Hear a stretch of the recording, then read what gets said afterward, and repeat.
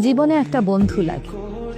ব্যথা পেয়ে চুরমার হয়ে যাওয়ার দৃশ্যটা দেখার জন্য হলেও একটা বন্ধু লাগে।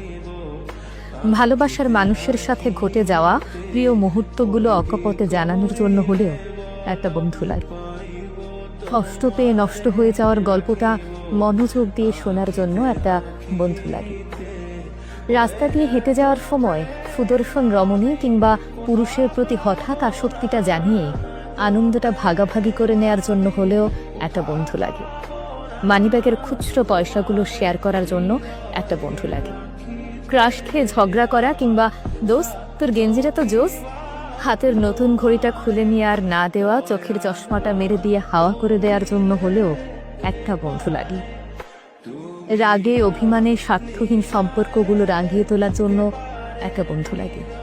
নিজের বন্ধু, যার একটা বন্ধু আছে নিজের মানুষের মতো, যার কাছে গোপন কথাগুলো জানিয়ে দেওয়া যায় নির্দ্বিধা, সে সত্যিই ভাগ্যবান। আড্ডা রাঙিয়ে তোলার জন্য সবার সেই বন্ধু থাকে না। ক্লাসের বেঞ্চ পরিবর্তন করা শত বন্ধুর মাঝে নিজের করে নিজের একটা বন্ধু সভা হয়।